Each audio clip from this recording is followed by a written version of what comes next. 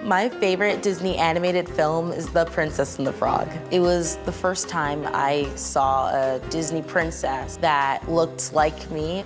As a Black woman, I didn't get to grow up with those kind of visual representations. Having that at a young age makes you realize that you can do anything. My name is Reagan.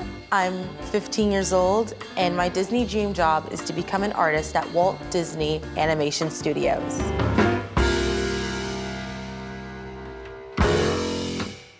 You can always find me in the art room. That was the first room I went into, and after that, I've just grown used to the art room. I always go in there. I started noticing Reagan's talent for art when she was really little. As she got a little bit older, probably about middle school, she kind of started advancing a little bit. She would draw like little comic book sketches. She does struggle, I think, a little bit with venturing out and meeting friends. She really just wants to kind of be in the art studio after school or, at home drawing in her sketchbooks. Today I'm going to meet some artists and learn about the process of making Disney animated films. I'm really excited. Great to meet you, so great to meet you. Welcome to Walt Disney Animation Studios. I'm Ron Clements, and I hear that you are a big fan of the movie The Princess and the Frog. I actually co-directed that movie. Whoa! Right. I hear that you draw. You're an artist. This piece was one of the very first pieces ever done on the movie of Prince Naveen arriving in New Orleans for the first time. And then we have a drawing of Mama Odie, and this is a very early version of Tiana. Inside the hallways, there was like a whole bunch of paintings, constantly looking to each side. Okay, gotta make sure I look at every single one. So that's just an example of the different kind of artists, and you're gonna meet a great one. This is Mark Henn. This is Rachel Bibb. Hi, nice to meet you. I remember when I was a small boy, this was a dream job for me. What's your dream about Disney animation? Princess and the Frog, seeing her on screen, I was like, I want to become part of that. I want other kids to have that same excitement and joy of seeing a character that looks like them on screen, like I did. Well, that's great. So we'll just start with a character that you might recognize. And so I put a new piece of paper down so I can start making my changes. As an animator, I'm working very loose and rough.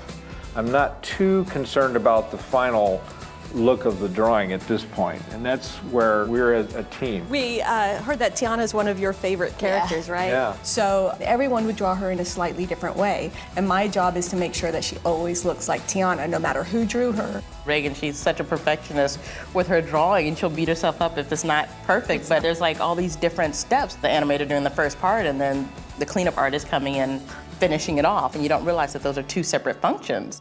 So that's kind of how we divvy up our responsibilities on a single character. And it's one of the amazing things about animation. I don't know about you, but drawing tends to be a very solitary process. You sit alone in your room and you draw your drawings. I'm glad that you said that because it means that I'm not weird for being incredibly shy. Animators in general tend to be very much observers. So I think being quiet and being shy would never prevent someone from becoming a great animator. When my mentors shared their life experiences with me, it made me feel really, really good because it meant that I wasn't this weird, awkward person who has all these awkward stories to tell and that they went through the same thing as me. I want to see you draw. What we're going to suggest is just a simple bouncing ball. Okay. We'll start with the ball in the air up high. And so now with your left hand, pick up the piece of paper there so that you can flip between your first drawing that you did and your second drawing. You'll start to see, aha, it's starting to move a little bit. Okay, let's put a new sheet of paper down. This ball is going to hit the ground. Now what happens when a ball hits a hard object? Flat. It's going to flatten out a little bit. So once the ball has hit the ground, now it's going to bounce. When it goes up, it's actually going to compress the other way. So it doesn't quite get back to the full round shape until right towards the end. Drawing the bouncing ball with Mark and Rachel was really fun, although I knew I was in trouble because I can't draw circles. Why don't we get going to the effects department to meet our friend Marlon. So, are you familiar with what effects are in an animated film? Kind of? Yeah, a little bit. So, usually what I say, effects is everything that moves on screen that's not the characters. The smoke, water, rain, fire, explosions, magic. So you may be familiar with this scene where Tiana meets Naveen for the first time. Knowing this was a film about amphibians, we used a lot of water cues and bubbles and things instead of traditional like pixie dust. Sometimes they have like close-ups of like plants and like how they sway. Do you do that too? Yeah, very often. So most recently I worked on Moana. So in Moana also has a bunch of effects, but mainly a lot of water. And you know, water is really difficult, and everybody knows what it looks like, so you can't really fake it. Right. What you'll learn walking around here today is that both creative and technical challenges. You got a character like Te Kā here, who's like a living volcano, you know, so you have to have like a character performance that's believable, and then you have to have all these aspects of what a volcano is to kind of actually imbue her with believability. So I guess you're going to go see Don and Josie now from Story, so right. I'll walk out with you. Okay. I didn't realize there were like so many steps. I thought it was like, oh, all you have to do is just draw the pictures and put them together and voila, you got a movie. Hi. I'm Josie. I'm Reagan. Hi, Reagan. I'm Don. Hi. It's very nice to meet you.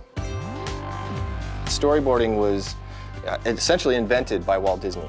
Once the story team is assembled, sequences are handed out, and each story artist gets a sequence. We could start to talk about an idea, but then you're like, okay, I'll just draw it. You know, this is Tiana. And it can be really rough drawing.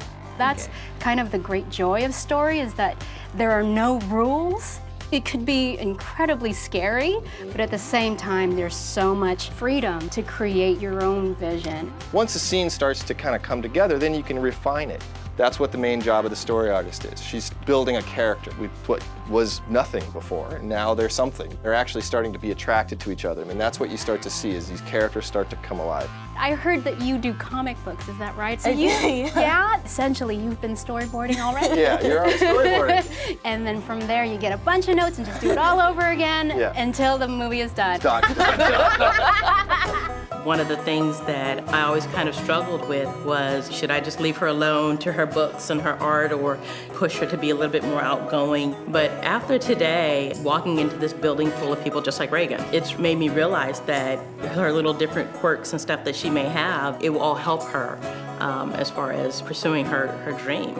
A lot of introverts are drawn to animation because it's a way that you can kind of let yourself go, express yourselves, even if you are shy. So I can relate to that in her. I realized that I don't really need the approval of other people, and I could just be myself, and it wouldn't matter.